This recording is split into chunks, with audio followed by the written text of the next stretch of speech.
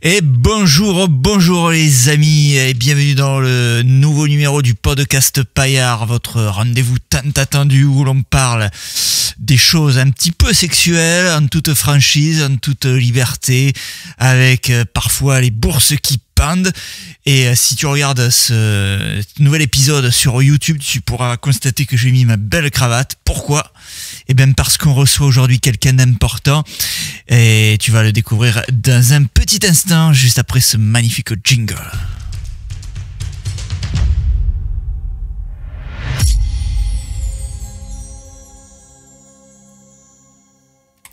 Quatrième numéro du podcast Paillard, mais oui.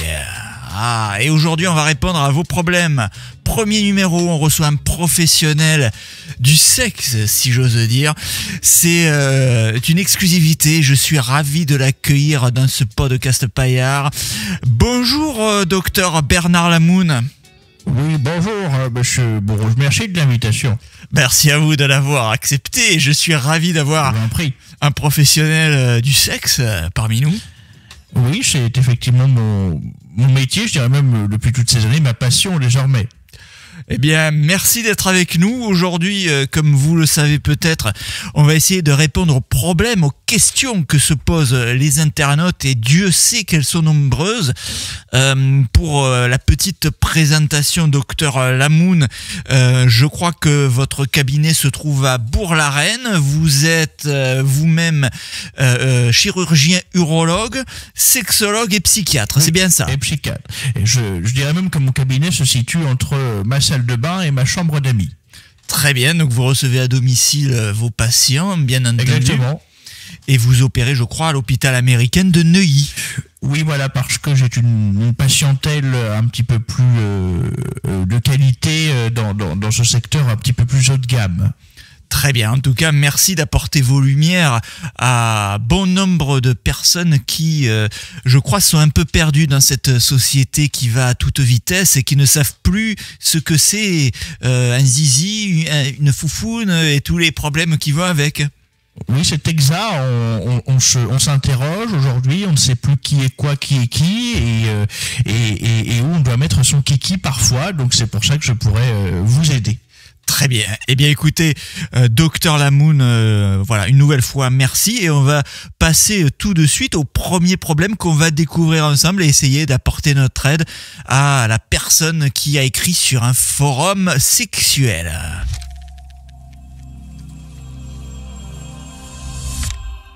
Le podcast Paillard avec le docteur Lamoun dans ce quatrième numéro avec une première question qui a été postée. À quel âge vous êtes-vous masturbé la première fois? Et moi je rajouterais peut-être à quel âge est-il bon de se masturber pour la première fois, docteur Lamoun? Écoutez, on attaque fort, monsieur Jean-Michel, pour ce premier podcast où j'interviens. Je vous remercie encore une fois. Alors, il n'y a pas de bonne ou mauvaise réponse pour ce sujet de la masturbation. Tout à fait. C'est vraiment quand on est prêt. Et ça vient tout seul finalement. C'est à partir du moment où on commence à se découvrir, à découvrir son anatomie avant de découvrir celle des autres. Normalement, c'est ce qui se passe. Je peux avoir quelques exceptions dans des familles un peu plus particulières. On découvre d'abord l'anatomie de ses parents ou de ses oncles avant la sienne, mais ça c'est un petit peu plus délicat. On va peut-être pas rentrer dans ce sujet immédiatement. Un sujet qui, je crois, est proche de la psychiatrie peut-être, mais exactement. Voilà, vous nous en direz plus. Alors, on a une réponse déjà, parce que les internautes répondent sur les forums. Et donc, il y a un autre internaute qui dit que... Alors là, c'est très intéressant parce qu'on a des détails. Je vais me permettre de vous les livrer et puis vous donnerez votre avis professionnel. Donc, un certain Daniel qui nous dit que vers 12 ans, lui, c'était dans les WC chez ses parents. Il a été surpris par le plaisir que ça lui a procuré et inquiet par une première très modeste éjaculation timide. Plus tard, il a appris que cela s'appelait la jouissance. Après, il ne faisait que ça. On y prend vite goût. C'est tellement bon, dit-il. il a raison, c'est très bon, effectivement. Vous savez que c'est un petit peu comme quand on fait de la course à pied, ça stimule beaucoup de choses à l'intérieur de soi, de son corps, et même mentalement, c'est très bon. S'il y a des chefs d'entreprise qui écoutent ce podcast Paillard, je pense qu'il y a beaucoup de coquins. Tout à fait, tout à fait. Je peux leur conseiller effectivement excusez-moi d'être trivial, mais une bonne branlette avant le début de journée, c'est toujours efficace. Et à la mi-journée après le repas, est-ce que c'est recommandé ou pour la reprise, c'est pas forcément quelque chose d'adapté? Alors c'est recommandé. Isolez-vous quand même pour ne pas tomber sur une collègue qui pourrait être effrayée si vous le faites dans votre bureau, par exemple. Voilà, prenez vos précautions. Mais effectivement, entre le fromage et le dessert, c'est conseillé. Très bien, bah écoutez, je pense que nos auditeurs seront ravis d'entendre ça. Et si vous le voulez bien, on va passer à un deuxième sujet. Je propose qu'on enchaîne plusieurs sujets, comme ça on répond à plusieurs personnes. Et donc, après cette petite virgule, je vais la refaire, comme ça elle va être un peu plus forte, je préfère. Voilà, comme ça on tourne une page, c'est bien de séparer. Alors nous avons donc la dame d'un couple qui nous dit un sujet: j'ai rendu mon mec précoce, entre parenthèses 1 minute. Bonsoir, mon mec a voulu que je le contrôle au niveau de l'éjaculation, mais maintenant il éjacule juste quand mes talons touchent son entrejambe. Ça m'amuse, mais j'ai l'impression que ça va être irréversible. Qu'en pensez-vous, docteur Lamoun? Oui, effectivement, c'est un problème qui m'est déjà arrivé. J'ai déjà beaucoup de patients qui sont venus dans mon cabinet pour ce genre de problème. Alors, le mieux, et c'est ce que je peux conseiller à madame, c'est de prévoir des préliminaires un peu plus longs. Généralement, ce sont des couples qui vont trop vite dans l'action. Donc essayez d'abord que monsieur s'occupe de vous en priorité, madame, pour qu'il puisse prendre le temps et ne pas, si je puis dire, envoyer la purée immédiatement.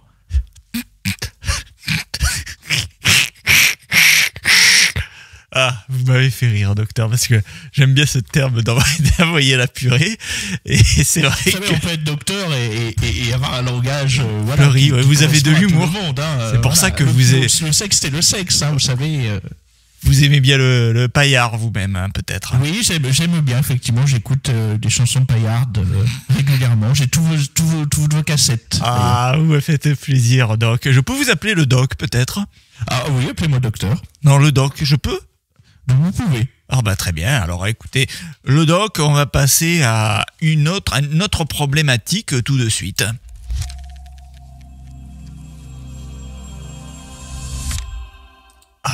Voilà, qui est fait, et on passe donc à un nouveau sujet. Quelqu'un qui nous dit rien dans le caleçon. Alors je sais que ça peut paraître un peu troublant, mais donc il nous dit: j'avoue ne rien avoir dans mon caleçon, un mini pénis 4 cm, ça fait un peu malheureux, en érection 14, j'oserais pas le montrer au repos, en écrivant ça je bande, ça me soulage, nous dit-il. Alors un petit commentaire, cher docteur Lamoun. Écoutez, je ne sais pas quoi vous dire. Est-ce que c'est un petit plaisantin Non, ça a l'air très sérieux, puisqu'on a. Je vais vous lire quelques réponses, si vous voulez, tout de suite. Donc il y a d'autres personnes un couple qui dit: bon, on te plaint pas, mon soumis fait 9 en érection. Une autre réponse qui nous dit: moi 10 c'est fine, c'est ridicule.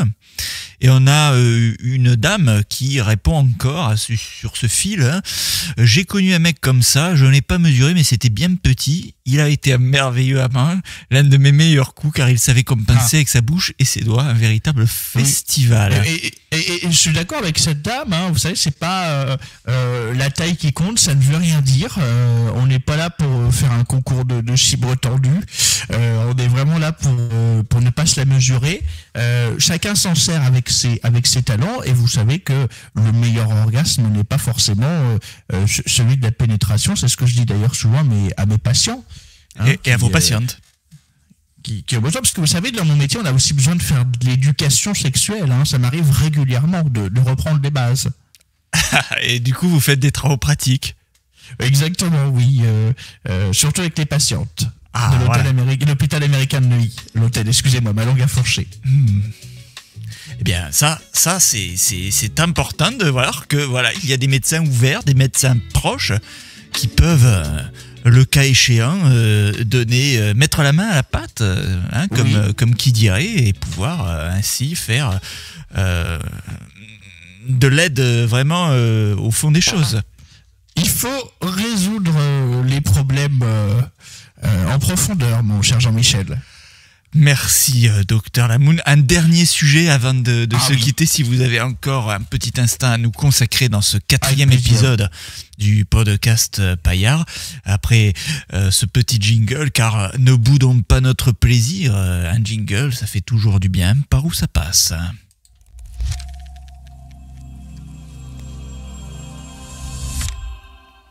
C'est très fluide, ils sont très agréables.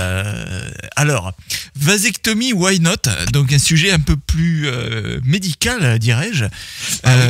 Donc je vous le lis, docteur Lamoun. Un de mes amis proches l'a fait il y a une dizaine d'années. Il avait un peu plus de 30 ans. Je lui ai dit à l'époque qu'il était fou, que c'était irréversible et qu'il ne pouvait pas savoir avec certitude s'il ne voulait plus avoir d'enfant.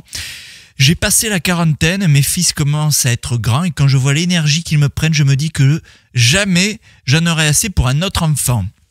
Et donc, je me dis qu'il serait peut-être temps de revoir la question. Mon épouse a pris la pilule toute sa vie, je peux prendre la relève, mais des messieurs qui sont passés par là pourraient me faire un retour d'expérience. Voilà, vasectomie, why not, docteur ? Écoutez, vous savez que la vasectomie est de plus en plus pratiquée. Les hommes prennent ce problème à bras le corps. Et c'est important aujourd'hui, effectivement. Et on l'a bien entendu dans ce commentaire très juste, que ce ne soit pas que les femmes qui doivent prendre sur elles la contraception, qui quand même dérègle énormément la femme et son plaisir également. Donc si on est certain de ne plus vouloir d'enfants, oui, c'est quelque chose que l'on peut envisager sans problème, évidemment. Voilà, 30 ans c'est peut-être un petit peu jeune. Je conseillerais quand même d'attendre plutôt 35-40 ans et d'avoir déjà peut-être une vie de famille assez construite avant de pouvoir effectivement envisager ce type d'opération. Et question subsidiaire que les hommes se posent, évidemment, quand il est question de vasectomie, après l'opération, y a-t-il toujours éjaculation? Bien sûr, ça ne change finalement pas grand-chose. D'accord, donc une petite faciale est toujours potentiellement d'actualité. Et je peux vous garantir que madame sera très contente, elle aura un teint rayonnant. Et il n'y a pas de problème suite à l'opération d'avoir, je sais pas moi, des cas d'hommes qui n'ont plus d'érection, perte de libido, la voix qui se féminise. Non, au contraire, vous aurez un appétit sexuel qui peut, je dis bien qui peut être multiplié, qui peut être vraiment débordant. Donc vous allez peut-être, messieurs, et je pense que madame à la maison comprendra votre appétit féroce qui vous donnera peut-être parfois l'opportunité d'aller voir ailleurs quelques soirs de la semaine. Très bien, je pense qu'on a fait quasiment le tour. J'avais quelque chose à vous dire sur cette vasectomie, mais les mots m'échappent, docteur. Mais je pense que nous pourrons y revenir dans un prochain épisode si vous le voulez bien. Écoutez, si vous m'invitez de nouveau, je serai ravi de pouvoir échanger avec effectivement tous vos auditeurs et auditrices que j'embrasse. Tout à fait. Alors, soyons fous, docteur. Un dernier sujet rapidement avant de buser de votre temps. Petite virgule comme ça. C'est rapide. La dictature de l'épilation totale. Voilà. Donc, bonjour mesdames. J'aimerais comprendre quel plaisir vous trouvez réellement à vous conformer à cette mode de l'épilation totale. Pourquoi ne pas garder un peu de secret avec une toison même légère?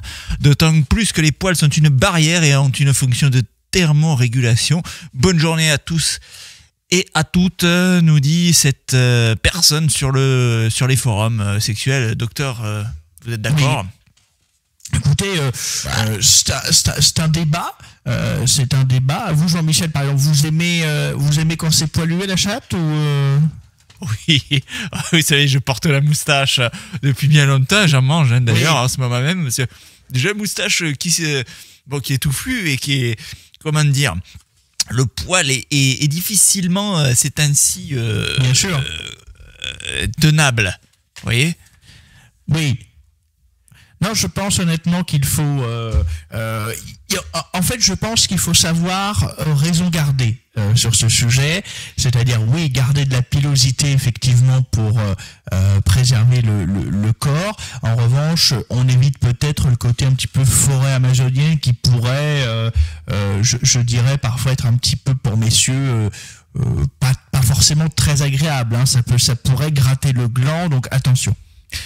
Tout à fait, et d'autant que même les personnes qui ont l'anus velu, et Dieu sait qu'elles sont nombreuses, ça reste aussi là pour cette partie du corps, potentiellement un problème d'hygiène s'il reste des petites clochettes attachées au poil anneau, lors de l'anulingus par exemple. Ça peut rajouter, vous savez, c'est un peu comme du Nutella sur une crêpe, ça peut rajouter un petit goût sympathique. un petit peu de croquant, comme dirait un chef cuisinier étoilé que nous saluons ici et qui, je crois, écoute le podcast Paillard. Philippe, on t'embrasse. Voilà, je pense que maintenant nous avons fait le tour du sujet pour aujourd'hui. Je tiens une nouvelle fois à vous remercier, cher docteur Bernard Lamoun, qui reçoit à Bourg-la-Reine. Vous êtes sur Doctissimo peut-être ? Oui, sur Doctissimo, évidemment. Et j'ai également en salle d'attente magazine porno et gobelets à discrétion. Très bien, mais merci. Je pense que nombreux de nos auditeurs pourront vous contacter si le besoin s'en fait sentir. Merci docteur, je vous salue bien bas et je vous donne rendez-vous très bientôt, j'espère, avec plaisir, lors d'un prochain numéro de réponse aux problèmes des internautes. Avec joie, n'hésitez pas à m'inviter et bonne branlette à tous. Merci docteur. Voilà, nous remercions chaleureusement le docteur Bernard Lamoun. On va se quitter ici les amis. On partage, on commente, on like évidemment, on commente sur les réseaux commentables, Facebook, YouTube et puis les plateformes de stream pour écouter votre podcast Paillard, votre moment de détente intrinsèque, sensuel, paillard, anatomique et tout ce qui s'ensuit. Donc je vous la souhaite bonne cette peut-être fin de journée, début de journée, qui sera comme dirait Mick Brandt. Bon, eh bien les amis, big kiss, bien profond là où vous savez, votre ami Jamy vous donne rendez-vous très bientôt dans un nouveau numéro du podcast Paillard. Ciao.